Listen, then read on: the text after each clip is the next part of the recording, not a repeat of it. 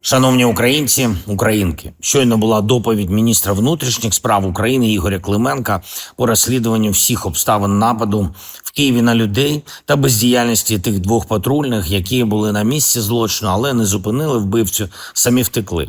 Вже є кримінальне провадження щодо цього факту, буде повна перевірка роботи патрульних. Вони повинні були діяти у тих обставинах. ДБР займається цією справою. Розслідування щодо нападу і перевірку всіх фактів щодо вбивці, його стану, отримання ним зброї ведуть разом Служба безпеки України та Національна поліція України. Міністр зробить кадрові висновки по всій вертикалі. Треба переглянути і протоколи реагування на такі ситуації, а також добору та навчання патрульних. Зараз в лікарнях перебувають 8 людей, які були поранені. Одна людина в вкрай важкому стані. Надається вся необхідна допомога.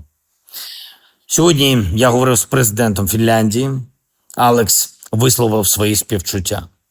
Ми проходимо через війну, і щодня, на жаль, людські втрати від російських ударів на позиції. Особливо болісно втрачати людей ось так, в звичайному місті. Просто на вулиці. Вічна пам'ять усім загиблим. Наступного тижня ми готуємо важливі новини щодо нашої безпекової співпраці з партнерами. Не забуваємо, що протиповітряна оборона для України, підтримка для нашої армії, забезпечення нашої оборони – це незмінний пріоритет. Буде більше наших безпекових домовленостей. Рустем Умєров працює з відповідними країнами, вже є домовленість про безпекову співпрацю з Індією. Фіналізуємо, що були документи. Рустем щойно доповів мені деталі. Готуємось і до нової роботи з європейськими партнерами, щоб розблокувати пакет підтримки для України, який вже був ухвалений, але досі не почав надходити. Важливо розблокувати. Окреме питання – санкції проти Росії за цю війну, та які повинні штовхати Росію до реальної дипломатії. На жаль, є чергове рішення Америки на послаблення нафтових санкцій.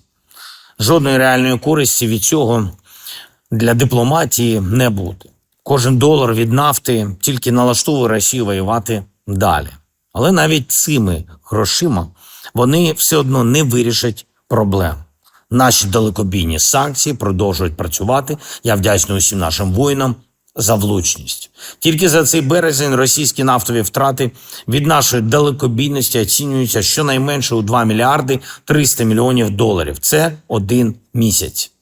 Зараз в квітні ми продовжуємо. Я хочу за це особисто відзначити перший окремий центр СБС Збройних сил України, 98-й розвідувальний центр ССО, 19-ту ракетну бригаду, 360-ту окрему берегову ракетну бригаду і наші спеціальні сили, Службу безпеки України, розвідки та кожного і кожного, хто старається, щоб можливості Росії зменшувалися і щоб нашої безпеки України було більше.